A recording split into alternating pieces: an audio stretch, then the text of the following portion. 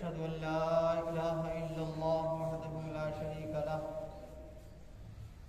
صلى الله تعالى عليه وعلى آله وأصحابه وبارك وسلم تسليما كثيرا كثيرا أما بعد أعوذ بالله من الشيطان الرجيم بسم الله الرحمن الرحيم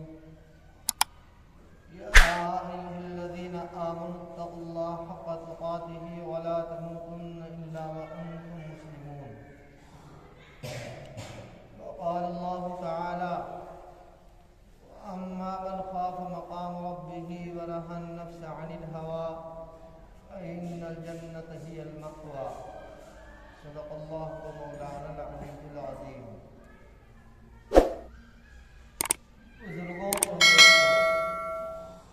نوجوانوں عزیز ساتھیوں اور پیارے بچوں، تذکرہ چل رہا ہے پرہیزگاری کے اختیار کرنے کا۔ قرآن مقدس کی آیت میں نے آپ حضرات کے سامنے تلاوت کی، اس کے اندر اللہ تبارک و تعالی نے صرف اور صرف اپنی ذات سے ڈرنے کو بتایا۔ اے ایمان والو، تم اللہ سے ڈرو جیسا کہ اس سے ڈرنے کا حق ہے، تقوی اختیار کرنے کا حق ہے، پرہیزگاری اختیار کرنے کا حق ہے۔ معلوم یہ ہوا کہ اللہ کا خوف بھی دو طریقے کا ہوتا ہے۔ خوف ایک تو یہ ہے کہ جو عام طور پر ہوتا ہے کہ آدمی ڈرا، پروردگار سے اس نے خوف کھایا اور پھر ویسے ہی وہ بدعملی کرنے لگا۔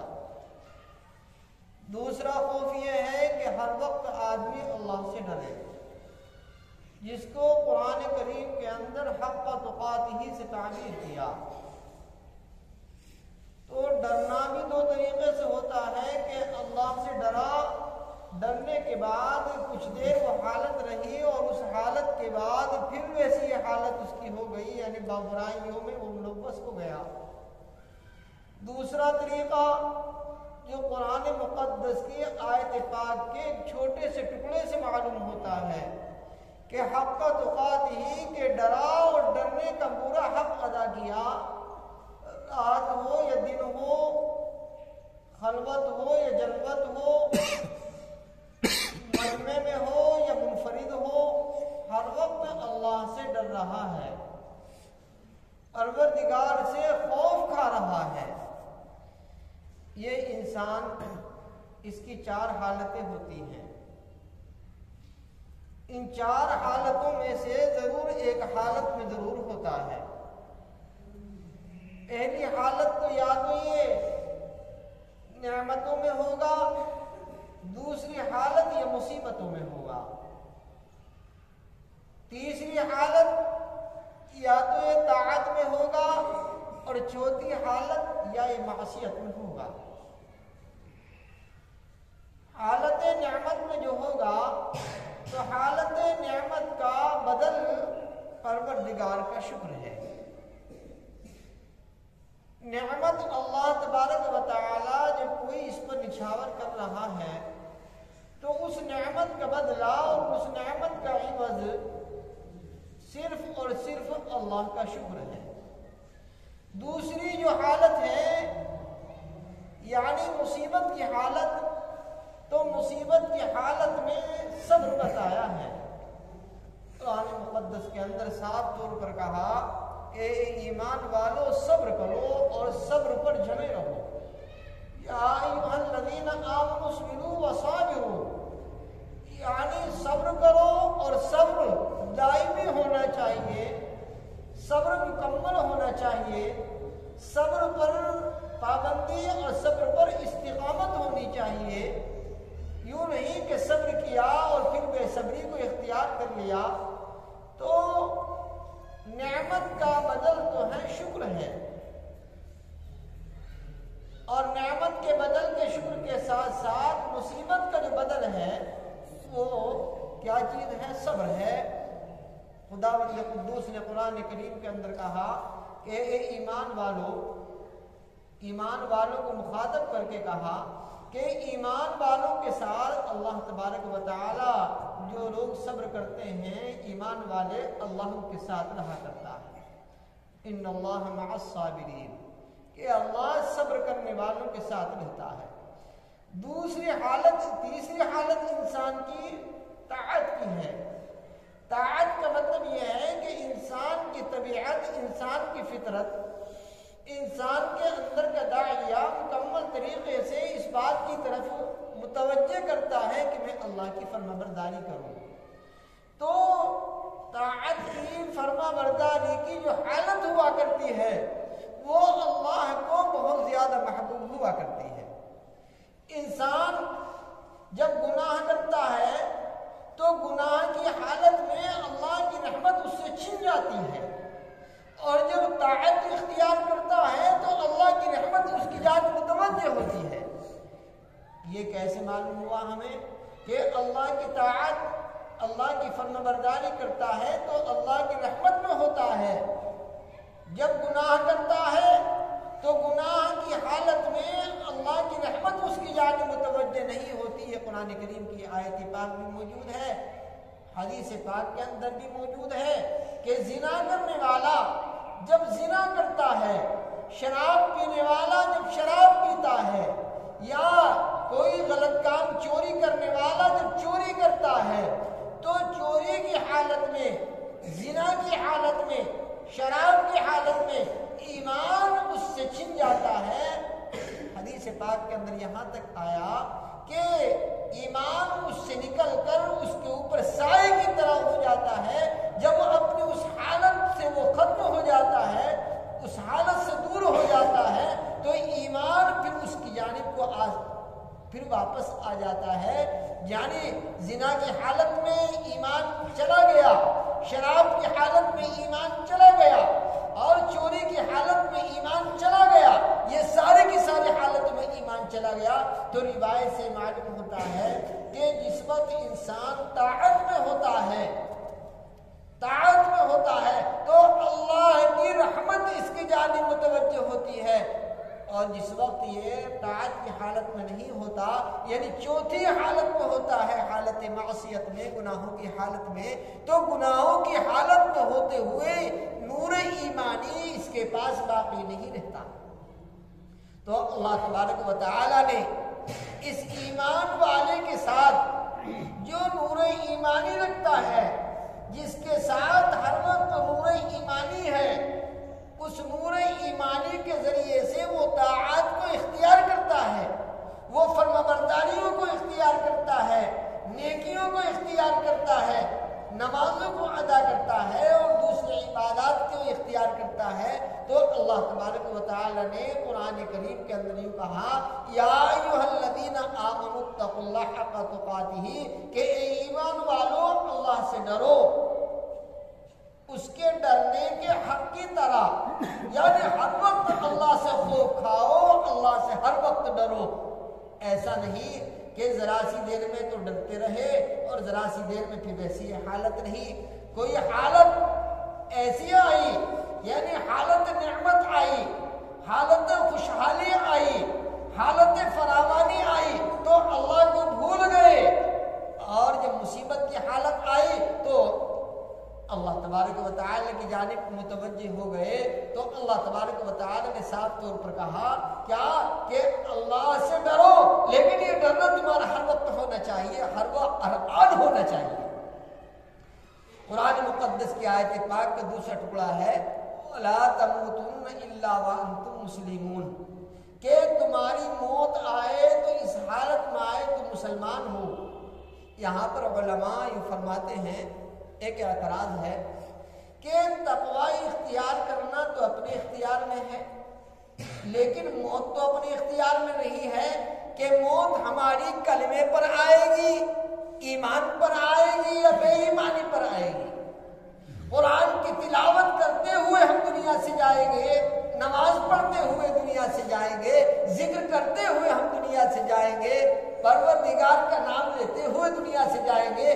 یہ حالت تو ہمارے اختیار میں نہیں ہے، یہ حالت تو اللہ کے اختیار میں ہے. ایک اعتراض ہے کہ تقوی اختیار کرنا یہ تو ہماری حالت یعنی ہمارے اختیار میں اس حالت کو اختیار کرنا، لیکن موت تو ہمارے اختیار میں نہیں ہے، اور قرآن کہتا ہے وَلَا تَمُوتُنَّ إِلَّا وَأَنْتُمْ مُسْلِمُونَ کہ تم مرو تو اسلام کی حالت میں مرو۔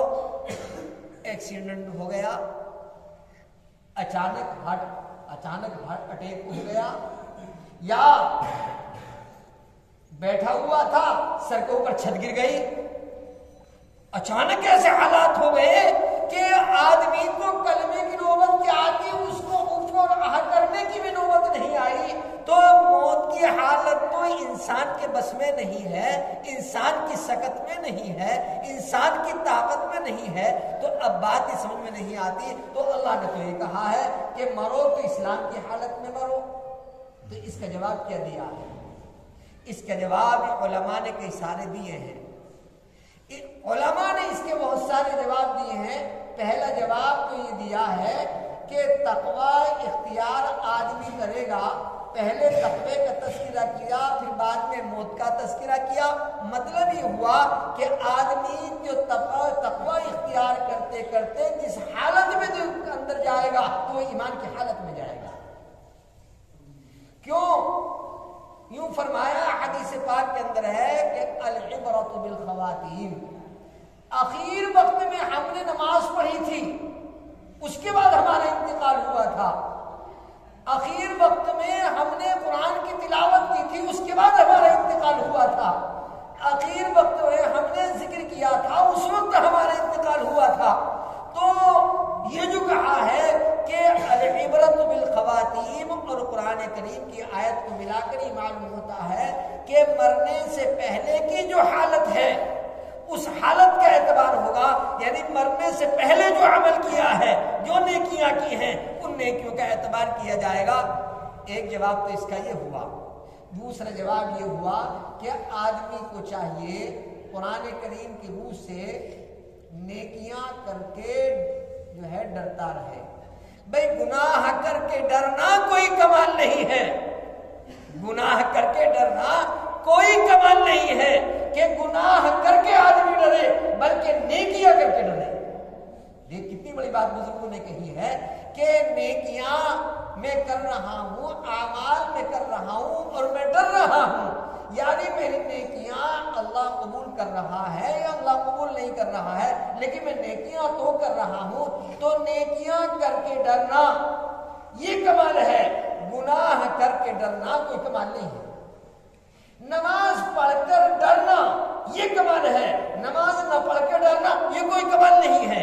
قرآن کریم کی تلاوت کر کے، ذکر کر کے، اللہ کی یاد کر کے ڈرنا یہ کمال ہے، اور ان تمام چیزوں کو چھوڑ کر کے ڈرنا کوئی کمال نہیں ہے۔ تو کمال ایمانی کی طرف اشارہ فرمایا۔ پھر ایک تیسرا جواب یہ دیا ہے کہ آدمی کو چاہیے کہ اللہ سے دعا کرتا رہے، اللہ سے دعا کرتا رہے کہ اللہ میری حالت ذکر پر، حالت ایمان پر میری موت آئے۔ اللہ وانتم مسلمون کا تقاضا یہ ہے کہ انسان یہ ڈرتا رہے، خوف کھاتا رہے، اور یہ کہتا رہے کہ اے اللہ میری جو موت آئے، میں جو دنیا سے جاؤں، میری ایمان کی حالت میں جاؤں، کفر کا کلمہ اپنی زبان سے کہہ کر کے میں نہ جاؤں، کوئی الفاظ میری زبان سے ایسے نہ نکلے اخیر وقت میں کہ جس کی وجہ سے میں جہنم کا مستحق ہو جاؤں اور جنت مجھ سے دور ہو جاؤں، بلکہ ایسے الفاظ کی، اس لیے فرمایا موت کی تمنا کرو تو لیکن خیر پر موت کی تمنا کرو، ایمان پر موت کی تمنا کرو۔ ایمان پر اگر موت آ گئی، کیونکہ یوں فرمایا من آخر کلامہ لا الہ الا اللہ دخل الجنہ، حضور پاک علیہ السلام نے ارشاد فرمایا کہ جس شخص کا آخری کلمہ لا الہ الا اللہ ہوگا، جس نے اپنے آخر وقت میں یہ کہہ دیا لا الہ الا اللہ محمد رسول اللہ دخل الجنہ، یوں فرمایا کہ وہ جنت میں داخل ہوگا۔ تو جس کا آخر کلمہ لا الہ الا اللہ ہو گیا وہ تو جنت میں داخل ہوگا۔ اس لیے ایمان پر موت کی، کلمے پر موت کی توفیق مانگتے رہنا چاہیے پروردگار عالم سے۔ فقیہ ابو اللیث سمرقندی علیہ الرحمہ کی کتاب ہے تنبیہ الغافلین، اس کے اندر ایک واقعہ لکھا ہے کہ ایک شخص بہت ہی زیادہ مالدار، لیکن مالداری کے ساتھ ساتھ اس کے اندر زندگی کا ہر ایک عیب موجود تھا۔ شرابی وہ، کبابی وہ، زانی وہ، پیسے کو غلط اڑانے والا، تیر اندازی اور گھڑ سوار میں اختیار کرنے والا، یعنی ساری چیزیں کوئی اختیار کیا کرتا تھا، لیکن اللہ نے اس کو فراوانی بھی خوب دے رکھی تھی، مال بھی اس کے پاس خود موجود تھا۔ ایک عورت آئی اس کے پاس اور آنے کے بعد کہنے لگی میرے چھوٹے چھوٹے بچے ہیں، یتیم ہیں، میرے شوہر کا انتقال ہو گیا ہے، مجھے کچھ پیسے کی ضرورت ہے، میرے بچے جاں بلغ ہیں، حالات بہت ناساز ہیں، ناگفتگو ہیں، لہذا میں آپ سے کچھ مطالبہ کرتی ہوں، آپ کچھ پیسے دے دیں۔ یہ کفل جو شخص تھا، اس شخص نے کہا دیکھ تجھے پتا ہے میں شرابی ہوں، میں کبابی ہوں، میں زانی ہوں، اور ایک بات اور بتاؤں آپ سے، یہ اللہ کا کرم ہے، اللہ کا رحم ہے، وسیلہ ہے جناب محمد رسول اللہ صلی اللہ علیہ وسلم کا، کہ بنی اسرائیل میں کوئی اگر کوئی گناہ کیا کرتا تھا تو گناہ کرنے کے بعد صبح کو اس کے گھر پر لکھا ہوا ملتا تھا کہ رات کو اس نے گناہ کیا ہے۔ یہ تو آقا مدنی تاجدار دو عالم جناب محمد رسول اللہ صلی اللہ علیہ وسلم کا وسیلہ ہے کہ اب کسی کے گھر پہ کوئی لکھا ہوا نہیں ملتا۔ روزانہ لوگ اس کے گھر کے دروازے کو دیکھتے اور دیکھنے کے بعد کہتے رات اس نے شراب پی تھی، رات اس نے جو ہے اس طریقے سے یہ کام کیا تھا، رات اس نے غلط کاری کی تھی، یعنی مکمل روزانہ دیکھتے تھے، روزانہ دیکھتے تھے، یہ سارے کا سارا جو ہے معاملہ اس کے ساتھ ہوتا رہا۔ روزانہ اس کے دروازے پر کوئی نہ کوئی اس کے گناہ لکھا ہوا رہتا تھا، لوگ تھو تھو کرتے ہوئے اس کے گھر سے گزر جایا کرتے تھے، افسوس کرتے ہوئے کہ شخص کتنا بڑا بدنصیب ہے، بد کردار ہے کہ اس کے دروازے پر روزانہ کوئی نہ کوئی گناہ لکھا ہوا رہتا ہے۔ وہ عورت آئی، آنے کے بعد اس نے کہا عورت نے کہ مجھے پیسے کی ضرورت ہے، تو کفل نے کہا دیکھ بھائی تجھے معلوم ہے میں تیری ضرورت کو پورا کر دوں گا، لیکن تجھے میری بھی ضرورت کو پورا کرنا پڑے گا، یعنی کہ اس پیسے کے عوض میں تیری عزت کو تار تار کروں گا، تیرے ساتھ وہ سلوک کروں گا جو کرنا چاہیے، یعنی میں تجھ سے کچھ لذت محسوس کرنا چاہتا ہوں، لذت حاصل کرنا چاہتا ہوں۔ تو اس نے کہا کہ جی میں مجبور ہوں، معذور ہوں، کھانے کے لیے گھر میں کچھ نہیں ہے، میرے بچے تڑپ رہے ہیں۔ تو اس نے کہا چلو آؤ پھر۔ بہرحال وہ اس کو ایک تنہا کمرے میں لے کر کے گیا، لیکن عورت کی حالت غیر ہو گئی، رنگ پیلا ہو گیا اور وہ چیخیں مارنے لگی اور شور و گل کرنے لگی کہ اللہ یہ آسمان نہیں پھٹ جاتا، یہ زمین مجھ کو نہیں نگل جاتی کہ میرے بچوں کا حال یہ ہے، میرے پورے گھر والوں کا حال یہ ہے کہ آج مجھے اس دروازے پر لا کر کے کھڑا کر دیا کہ میں اپنے بچوں کی زندگی کے گزارنے کے لیے ایک زانی، ایک شرابی کے گھر میں آ کر کے اپنی عزت کو تار تار کرا رہی ہوں، اب اپنی عفت کو میں اپنی پاک دامنی کے اوپر داغ لگا رہی ہوں۔ اے اللہ تجھے کیا ہو گیا؟ اے پروردگار تیری رحمت کو جوش نہیں آ رہا ہے، اور وہ بے انتہا رو رہی ہے، چلا رہی ہے۔ تو تنہائی کا موقع اس کفل نے کہا تجھے کیا ہو گیا بھائی؟ کہ آج میں اپنے بچوں کی وجہ سے، اپنے چھوٹے چھوٹے معصوم اپنی بچیوں کی وجہ سے اپنی عزت کو تار تار کرا رہی ہوں، اپنی عفت اور پاک دامنی کو داغدار میں کرا رہی ہوں کہ اللہ کو جو ہے میرے اوپر رحم نہیں آ رہا ہے، یہ آسمان کاش پھٹ جاتا، یہ زمین کاش مجھ کو نگل جاتی اور میں اس دنیا سے ناپید ہو جاتی۔ جب یہ الفاظ سنے کفل نے تو کہنے لگا یہ عورت تو بڑی اللہ سے ڈرنے والی ہے۔ اس نے کہا ایسا کر بھائی دیکھ کسی سے کہنا میں نہ مت۔ اس نے پیسے نکالے جو طے ہوئے تھے اور دے دیے پیسے، اور وہ بھی اللہ سے ڈرا، اور ڈرنے کے بعد کہنے لگا یہ عورت جب اتنی ڈر رہی ہے، اتنا خوف کر رہی ہے، ایک مرتبہ گناہ کے تیار ہونے پر، اور میری پوری زندگی تو شراب میں، کباب میں، زنا میں اور غلط طریقے سے زندگی سے میں نے گزاری ہے، تو اللہ مجھے کیسے معاف کرے گا؟ میں تو بہت بڑا گنہگار ہوں، میں تو عصیاں میں ڈوبا ہوا ہوں، میں تو نافرمانی اللہ کی کرتا ہوں ہر وقت. تو اللہ تبارک و تعالیٰ نے اس کے دل کے اندر خوف ڈالا اور اس نے فوراً توبہ کی، بھائی تجھے جو ضرورت ہے اپنی ضرورت کو پورا کر. اور وہ سجدے میں گر گیا کہ اللہ اب تک جو مجھ سے ہوا وہ میں اس کی معافی چاہتا ہوں، آئندہ میں کوئی گناہ کبھی زندگی میں نہیں کروں گا. اس نے پکی سچی توبہ کر لی. اب پکی سچی توبہ کر لی، اللہ کا کرنا دیکھیے، اسی رات میں اس کا انتقال ہو گیا. اسی رات میں کیا ہو گیا؟ اس کا انتقال ہو گیا. صبح کو جب لوگ نکلا کرتے تھے تو سب سے پہلے اس کے گھر کے دروازے کی چوکھٹ پر لکھا ہوا دیکھا کرتے تھے کہ آج اس کے دروازے کی چوکھٹ پر کیا لکھا ہوا ہے.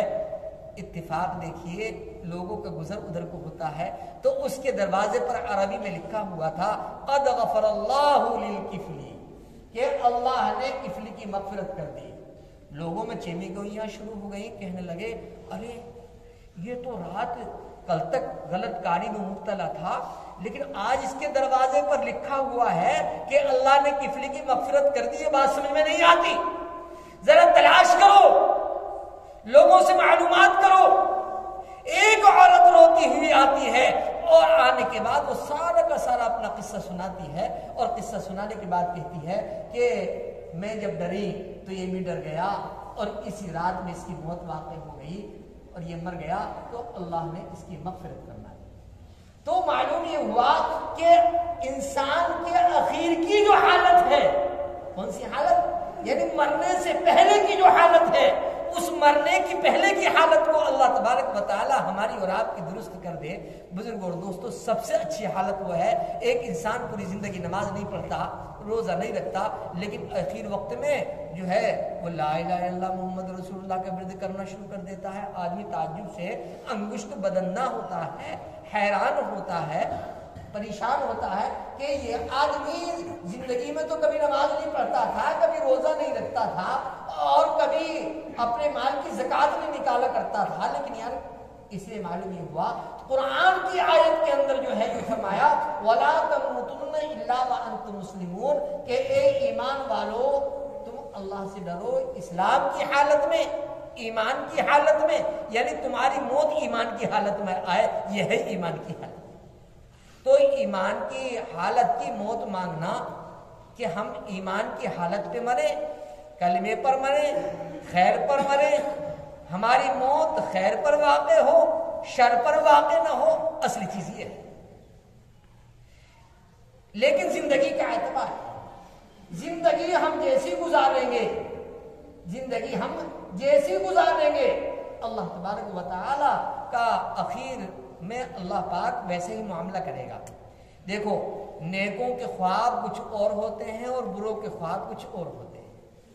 نیکوں کے خواب کچھ اور ہوتے ہیں اور بروں کے خواب کچھ اور ہوتے ہیں. اللہ والوں کے خواب کچھ اور ہوتے ہیں، بدی اختیار کرنے والوں کے خواب کچھ اور ہوتے ہیں. نہیں ہوتا؟ بعض آدمی ایسا خواب دیکھتا ہے کہ آدمی جو ہے افسوس کرتا رہ جاتا کہ یار یہ آدمی کہ ایسا خواب دیکھتا ہے. ہمارے کچھ ملنے والے بالکل ان کے داڑھی بھی نہیں، پینٹ وغیرہ پہنتے ہیں، لیکن بعض مرتبہ اپنا خواب وہ ذکر کرتے ہیں تو ہمیں تعجب ہوتا ہے کہ یار ایسا خواب انہوں نے دیکھ لیا ہوگا، ایسا خواب انہوں نے دیکھ. کیوں؟ حضور پاک علیہ السلام نے فرمایا کہ رویائے صالحہ، اچھے خواب نبوت کا 40واں حصہ ہے. اچھے خواب نبوت کا کون سا حصہ ہے؟ 40واں حصہ ہے. تو بعض مرتبہ یہ خواب کی جو شکلیں جو زندگی کی ہوا کرتی ہیں وہ رات کو دکھائی دیتی ہے. تو بعض حضرات کو جو خوابات نظر آتے ہیں تو بعض کے تو خواب اضغاث احلام ہیں، بعض کے یہ ہیں کہ جو طبیعت اگر خراب ہے تو طبیعت کے خراب کے اعتبار سے، یعنی پیٹ کے اندر ابخارات کے اعتبار سے خواب نظر آتے ہیں. لیکن جو اللہ والے ہوتے ہیں، نیک لوگ ہوتے ہیں، جو اللہ کی برگزیدہ ہستیاں ہوتی ہیں، پروردگار کے برگزیدہ بندے ہوتے ہیں، ان کو جو خواب نظر آتے ہیں وہ خواب ان کو ویسے ہی نظر آتے ہیں اعمال کی شکل میں، نیکیوں کی شکل میں، اور وہ نبوت کا 40واں حصہ ہے. تو اللہ تبارک و تعالی نے قرآن کریم کے اندر جو کہا کہ اے ایمان والو یہ چیز اختیار کر لو تقویٰ، تو ایمان پر تمہاری موت آئے گی، اسلام پر تمہاری موت آئے گی. حالت خیر پر تمہاری موت آئے گی تو یہ جو چیز ہمارے اختیار میں ہے اس کو ہم اختیار کریں، اور جو چیز ہمارے اختیار میں نہیں وہ ہم اس چیز کو اختیار نہیں کر سکتے ہیں۔ حضرت علی کے پاس ایک شخص آیا اور آنے کے بعد کہنے لگا کہ حضرت علی میں یہ کہتا ہوں کہ اللہ جو ہے، میں جو ہوں ہر چیز پر قادر ہوں، اللہ کوئی چیز نہیں ہوا کرتی، اللہ کوئی چیز نہیں ہوا کرتی۔ تو حضرت علی رضی اللہ تعالیٰ عنہ نے کہا کہ اچھا کھڑا ہو جا۔ اب وہ کھڑا ہو گیا، کھڑا ہونے کے بعد کہا اچھا دائیں پیر اٹھا، اس نے دائیں پیر اٹھا دیا۔ پھر کہا کہ اچھا ایک کام کر، دائیں پیر اٹھا رہنے دے اور پھر بائیں پیر بھی اٹھا دے۔ کہ میاں یہ تو مجھ سے نہیں ہو سکتا، یہ تو تجھ سے نہیں ہو سکتا، تو ابھی یہ کہہ رہا تھا کہ میں قادر مطلق ہوں، ہر چیز پر میں قادر ہوں۔ کہا اللہ نے انسان کو مکمل قادر بھی نہیں بنایا، مقتدر بھی نہیں بنایا، اللہ کو کچھ پروردگار نے اپنی جانب مائل رکھنے کے لیے، یعنی دیکھو ایسا نہیں کہ روزی ویسی آتی رہے، دکان نہیں کھولے ہوئے ہے، نہیں محنت نہیں کرو گے، مزدوری نہیں کریں گے، کوئی کام نہیں کریں گے تو چھپر پھاڑ کر اور ہمارا لنٹر جو ہے، لنٹر میں سوراخ ہو کر کے صبح صبح روزانہ پیسے گر جائیں، کوئی کرتا ہے ہوتا ہے؟ ایسا نہیں ہوتا۔ ہم ہاتھ بڑھائیں گے، محنت کریں گے تو اللہ ہمیں دے گا، کیونکہ یہ عالم الاسباب ہے، یہ عالم اسباب ہے، اللہ مسبب الاسباب ہے۔ تو جو کام کرنے کا وہ ہم کریں، جو کام نہیں کرنے کا ہے وہ اللہ کے حوالے۔ آخر دعوانا الحمدللہ رب العالمین۔